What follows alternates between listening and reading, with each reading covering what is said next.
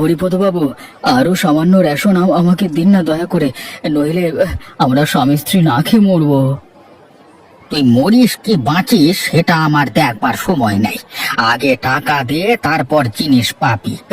আমি আর তোকে বাকিতে জিনিস দিতে পারবো না বলে দিলাম। হরিপদ দা, দয়া করো, আমাকে সত্যি বলছি, না খেতে পেয়ে মরে যাবো একবারে। আর কত বাকি দেবো তোকে? অনেক টাকা রেশন তোমার নামে বাকির খাতায় আছে, আর একটি দানাও তোমাকে বাকি দিতে পারবো না। বাবু সত্যি বলছি, আমি কয়েকদিনের মধ্যে দেনা চুকিয়ে দেবো, মায়ের দিবি বলছি। এবারের মতো চাল ডাল মশলাপাতি আমাকে দিয়ে দিন। তোমার এই একই কথা প্রতিবার শুনে আসছি। এই আগামী মাস করতে করতে 6 মাস হতে চলেছে। এভাবে তোমাকে বাকিতে দিতে থাকলে আমি পথে বসবো। সত্যি বলছি, আমি আগামী মাসে সব বাকি টাকা দিয়ে দেবো, দয়া করুন এবারের মতো। দূর হ বলছি। বললাম তো আমার দোকানে কোনো অনুরোধ রাখতে পারবো না আমি। বেরো বেরো এখান থেকে, চলে যা দোকান থেকে। ঠিক আছে, চলে যাচ্ছি। এই যে শুনছো, একটা কথা ছিল। আহা, ডাকলে তো পেছন থেকে। তোমাকে কতদিন না বলেছি আমাকে কাজে যাওয়ার সময় পেছন থেকে ডাকবে না। আমার ভুল হয়ে গেছে, আর কখনো ডাকবো না তোমাকে পেছন থেকে। আসলে একটা কথা বলার ছিল। আরে কথা বলবার ছিল যদি আগেই তো বলতে পারতে, নয়তো ওই সন্ধ্যেবেলায় বাড়ি ফেরবার পর বলতে পারতে। ঘর থেকে বের হবার সময় কেন পিছু ডাক দিলে তুমি? বললাম তো আর ডাকবো না, কিন্তু কথাটা তো শোনো আমার। আরে বলো বলো, তাড়াতাড়ি বলো। বলছিলাম যে আমার না খুব বড় মাছ খেতে ইচ্ছে করছে। তুমি কাজ থেকে ফেরবার সময় বাজার থেকে বড় মাছ আনবে গো আমার জন্য। আদি খেতা, বড় মাছ খেতে ইচ্ছে করছে, আমি পারবো না সব মাছ টাছ আনতে, আমার কাজে ফেরবার পথে তো। আমার ইচ্ছেটাকে গুরুত্বই দিল না। অবিনাশ কাকু বাড়িতে আছেন? ও, তুমি নগেনের মেয়ে পূজা, তাই না?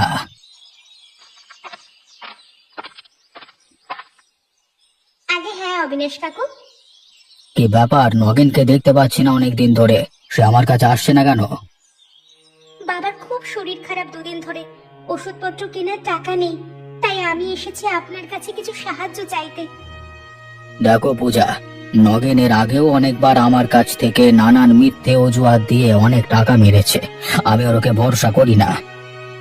অবিনাশ কাকু, সত্যি বাবার শরীরটা খুব খারাপ। এই সময় ওষুধপত্র না খেলে প্রাণে বাঁচবে না বাবা। বুঝেছি, কিন্তু তুমি যদি ওষুধের জন্য টাকা নিতে এসেছো আমার কাছ থেকে, তাহলে অসম্ভব। আমি একটি টাকা দিয়েও তোমাকে সাহায্য করতে পারবো না। অবিনাশ কাকু আমাকে মুখের উপর না বলে দিল, এখন বাবাকে কি করে ওষুধ কিনে খাওয়াবো?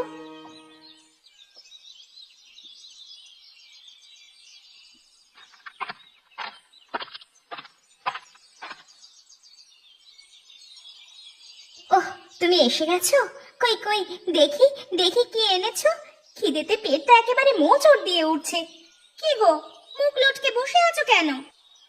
শুধু সব সময় খাই খাই, এবার আমাকেই খেয়ে ফেলো না, আর ভাল লাগে না। মরম, তোমাকে কে পাবোটা কি? ওই কটা হাড় গোড় চামড়া চাদরে ঢাকা, তার আবার বড় বড় কথা।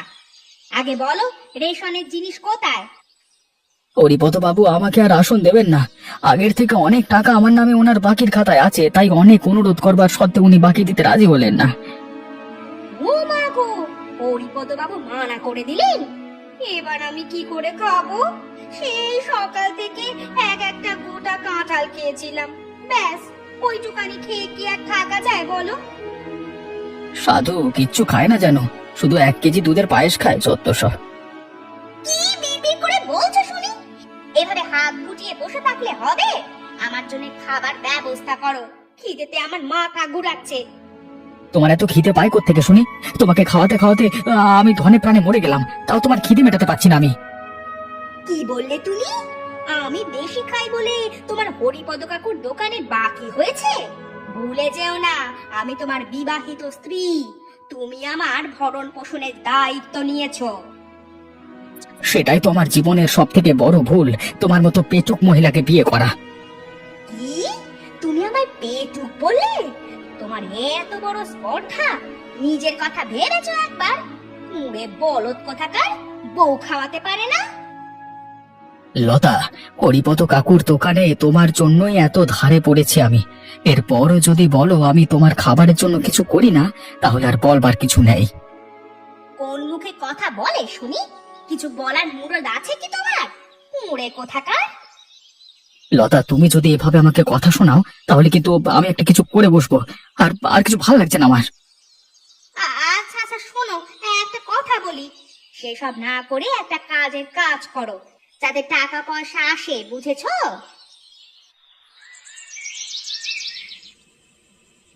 কিরে পূজা, তোকে একটা কাজে পাঠালাম, সেটাও করতে পারলি না? সত্যি ভাবতে কষ্ট হয়, তুই নাকি আমার মেয়ে কলা। বাবা, আমি ভীষণ কষ্ট পাই তোমাকে বাবা বলে পরিচয় দিতে। তুমি একদম সুস্থ অবস্থায় আছো, আর আমাকে পাঠিয়েছো অবিনাশ বাবুর কাছে টাকা আনবার জন্যে।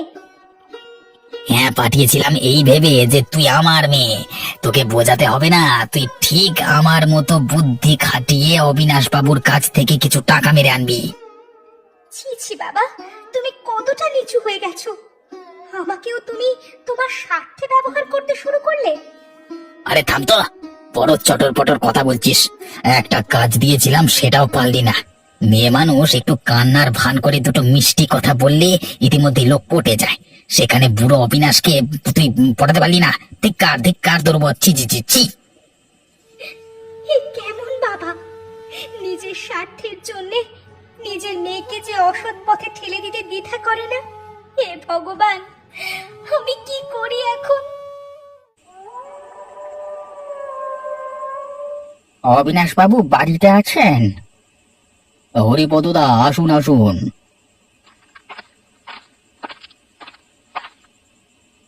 কেন ডেকে পাঠিয়েছেন আমাকে জানতে পারি? কোনো বিশেষ কারণ নাকি? মানে হরিপদদা, আপনি ঠিকই ধরতে পেরেছেন। সামনে বসন্ত উৎসব। আমার ইচ্ছে সেদিন গ্রামের সমস্ত মানুষকে দুপুরে খাওয়াবো। বাহ, এ তো অনেক মহৎ ইচ্ছে আপনার, তার জন্য আপনাকে সাধুবাদ জানাই। তাহলে সমস্ত কিছুর ভার আপনাকেই দেওয়া হলো। তাহলে আপনার তত্ত্বাবধানে এই মহৎ খাবারের আয়োজন করা হবে। অবিনাশ বাবু, আপনি ওসব নিয়ে একদম ভাববেন না, আমি সবটাই সামলে নেব। বাহ, গ্রামের সমস্ত লোকের খাবারের আয়োজন মানে সে তো অনেক টাকার জিনিসপত্র। এই সুযোগে আমি বেশ মোটা টাকা কামাতে পারবো। আরে হরিপদদা, আপনি একা কি বিড়বিড় করছেন আর কি ভাবছেন? না না অবিনাশ বাবু, আমি আপনার আয়োজনের কথাই ভাবছিলাম। বলছিলাম, আপনি কি কি খাবারের পদ করতে চাইছেন শুনি? গোবিন্দভোগ চালের ভাত, সোনামুগের ডাল, পটলের দোরমা, কাতলা মাছের কালিয়া, খাসির মাংস আর কাঁচা আমের চাটনি, তার সাথে মিষ্টি দই আর রাজভোগ। বাহ, অবিনাশ বাবু, আপনার পছন্দের তুলনা নেই। হবে নাই বা কেন? হ্যাঁ, গায়ে যে আপনার জমিদার বংশের রক্ত বইছে। আমি একটা পদ যোগ করতে চাইছি, যদি আপনি অনুমতি দেন আর কি। হরিপদদা, নিঃসন্দেহে বলুন। যদি কাতলা মাছের মাথা দিয়ে মুড়ি ঘন্ট করা যায় তাহলে সোনায় সোহাগা। গ্রামের লোকেরা এই উৎসবের ভান্ডার চিরকাল মনে রাখবে। হে ভগবান, আমার আর ভালো লাগছে না। এদিকে পেটুক বউকে খাওয়াতে খাওয়াতে আমি নিঃস্ব হয়ে গেলাম, আর ওদিকে কোনো কাজ ও সন্ধান খুঁজে পাচ্ছি না আমি।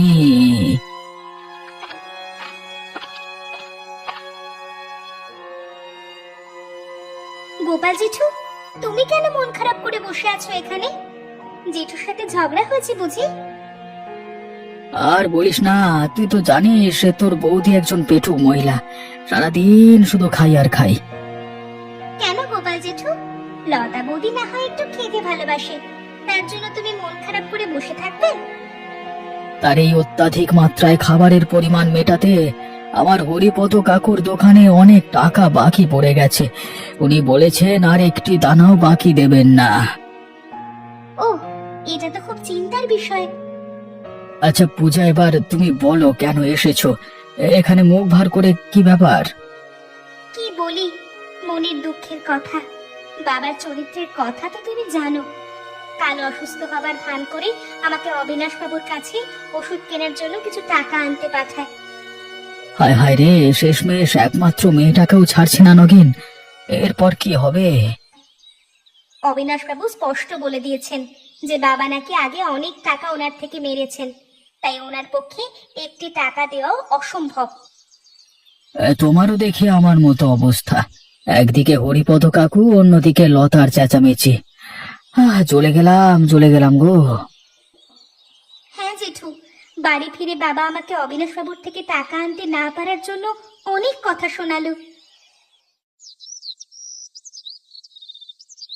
ওহে নগেন, বাড়িতে আছিস?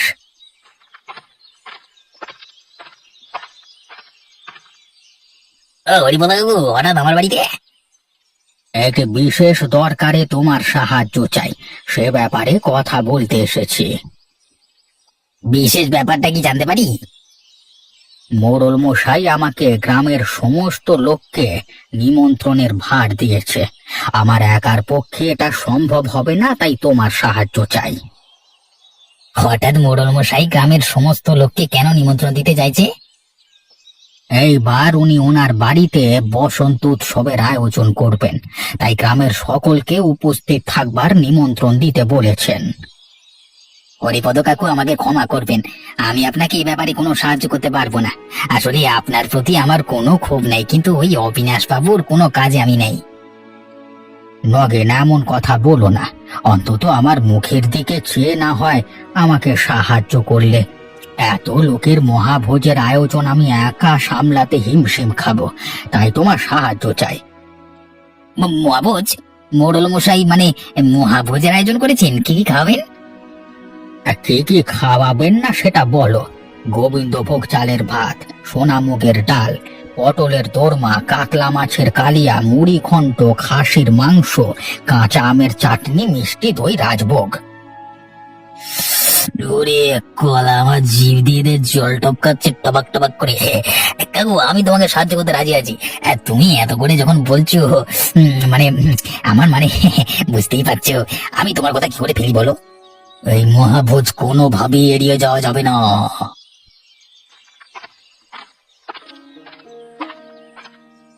ও লতাদি, কি হলো, কোথায় যাচ্ছ?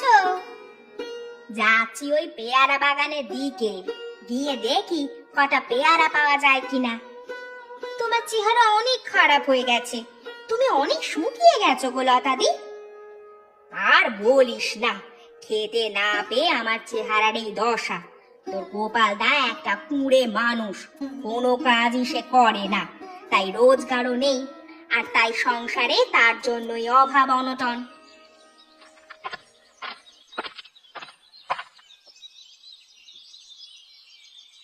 আরে লতা বৌদি, নীলিমা, ভালোই হলো তোমাদের সাথে দেখা হয়ে গেল। তাহলে তোমাদের নিমন্ত্রণটা সেরে ফেলি। হ্যাঁ নগেন, তুমি আমাদের নিমন্ত্রণ করবে? কিন্তু কোন খুশিতে? তোমার মেয়ের বিয়ে বুঝি? আরে না না, পূজার বিয়ে এত তাড়াতাড়ি দেবো না। তাহলে কিসের নিমন্ত্রণ বলো? ওই মোড়ল বাবু বসন্ত উৎসবের দিন মহাভোজের আয়োজন করেছেন, তাই গ্রামের সমস্ত মানুষকে নিমন্ত্রণ করবার ভার আমাকে আর হরিপদ কাকুকে দিয়েছেন, বুঝলে?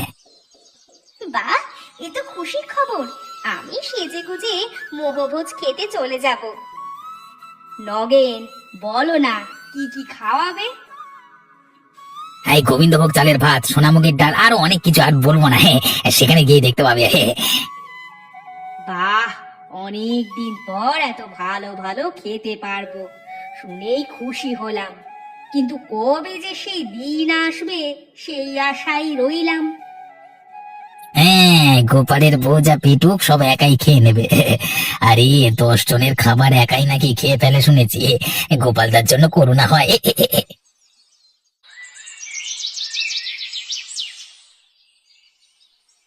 অবিনাশ বাবু, আপনার গ্রামের সমস্ত মানুষকে নিমন্ত্রণ করবার কাজ আমরা সম্পূর্ণ করে ফেলেছি।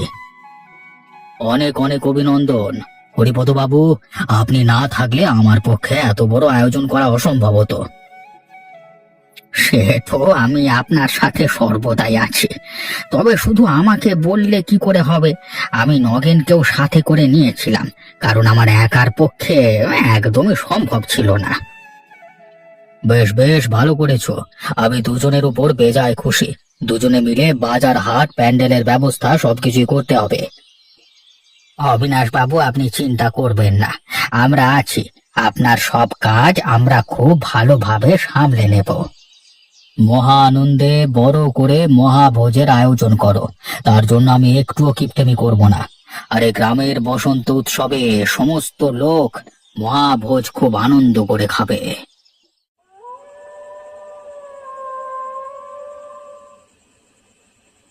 ওগো শুনছো, তোমাকে একটা অত্যন্ত খুশির খবর দেওয়ার আছে। কেন, তুমি মরতে যাচ্ছ নাকি? যদি সেটা হয়, এর থেকে আর খুশির খবর আমার জন্য কিছু হতে পারে না। মরণ, তুমি তো সেটাই চাও আমি মরে যাই। আসলে তুমি আমাকে এক চোখেও দেখতে পারো না। আমার মতো মেয়ে বলেই তোমার মতো লোককে সহ্য করছি। অন্য কেউ হলে কবেই তোমাকে ছেড়ে চলে যেত। আচ্ছা আচ্ছা, বলো দেখি কি খুশির খবর শুনতে চাইছো, বলো। বলছি, আজ নগেন এসে নেমন্তন্ন করে গেছে আমাকে। আসছে বসন্ত উৎসবের দিন, ওই অবিনাশ বাবুর বাড়িতে মহাভোজের আয়োজন করা হয়েছে। মহাভোজের আয়োজন অবিনাশ বাবু করেছেন, আর নগেন তোমাকে নেমন্তন্ন করেছে? আরে পুরো কথাটা তো শোনো আগে। অবিনাশ বাবু নাকি হরিপদ বাবুকে দায়িত্ব দিয়েছে গ্রামের সমস্ত লোককে নেমন্তন্ন করতে। হরিপদ বাবুর পক্ষে একা এত লোক নেমন্তন্ন করা সম্ভব নয়, তাই বলে নগেনকে দায়িত্ব দেওয়া হয়েছে। বাবা বাবা বাবা, মনে হচ্ছে রাজস্বিক আয়োজন করবে অবিনাশ বাবু, আর এই সুযোগে হরিপদ বাবু আর নগেন কিছু টাকা এদিক ওদিক করে অবিনাশ বাবুর কাছ থেকে হাতিয়ে নেবে। যাক, অনেক দিন পর একটা নেমন্তন্ন খেতে পারবো। তুমি তো আর আমাকে পেট ভরে খেতে দিতে পারো না। যাক, এবার না হয় পেট পুড়ে খাবো।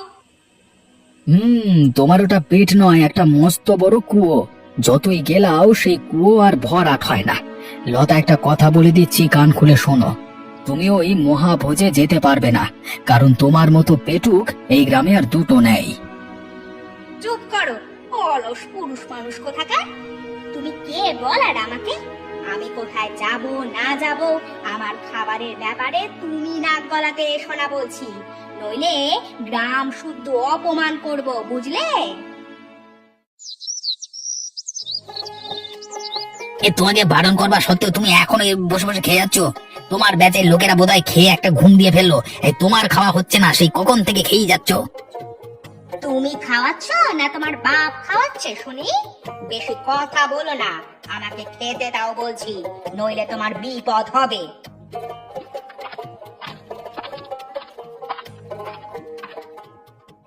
কি হলো, কি কি হলো? আরে নগেন, কি ব্যাপার? তুমি লতার উপর রাগ দেখাচ্ছ কেন এরকম করে? আরে গ্রামের লোকেরাও আছে, সকলের সামনে এরকম ঝগড়া করো না, লোকে হাসাহাসি করবে তো। দেখুন না অবিনাশ বাবু, ও আমাকে শান্তি মতো খেতে দিচ্ছে না। আমি একটু খেতে ভালোবাসি বলে ও আমাকে কথা শোনাচ্ছে। ও না আমার খাওয়া একদম দেখতে পারে না। 3টে ব্যাচ ধরে লতা খেয়েই চলেছে। ও স্বাভাবিকভাবে খেলে এই খাবারগুলো কত মানুষ খেতে পারতো। লতা একাই যদি 20-25 জন মানুষের খাবার খেয়ে মানে একাই খেয়ে না, তাহলে কি হবে? আরে নগেন, ওকে খেতে দাও। ও যখন খেতে চাইছে ওকে বারণ করো না। আমি অঢেল ব্যবস্থা করে রেখেছি, যে যত পারে ইচ্ছা যায় খাক। উফ, কোন অলক্ষণী এক রাক্ষসীকে গোপালদা বিয়ে করেছিল কে জানে কলা। না না, খাও, খেয়ে উদ্ধার করো, কলা ভাল লাগে না।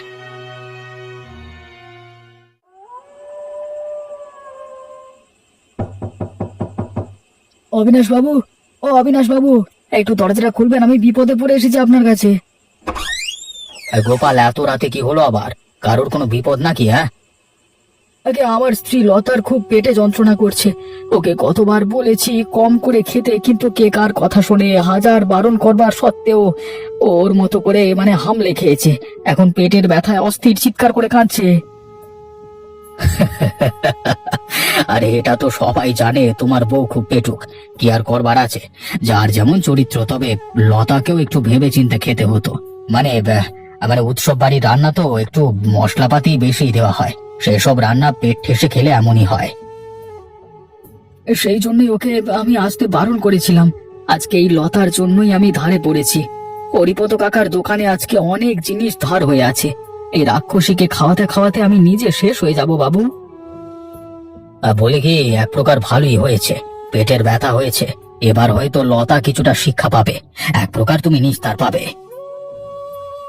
ঠিক আছে বাবু, কিন্তু পেট ব্যথা বেশি হয়ে গেলে পরে আরো কেলেঙ্কারি হয়ে যাবে। এত রাতে তাকে যদি হাসপাতালে নিয়ে যেতে হয় তাহলে তো এক বিপদ। তার চিকিৎসা করবার টাকা কোথায় পাবো? গোপাল, তুমি চিন্তা করো না, আমি একটা ওষুধ দিয়ে দিচ্ছি, তুমি এখানে দাঁড়াও। এই নাও গোপাল, এই ওষুধটা এক্ষুনি এই লতাকে খাইয়ে দাও, আশা করি শীঘ্রই আরাম পাবে। ধন্যবাদ অবিনাশ বাবু, আপনাকে অসংখ্য ধন্যবাদ।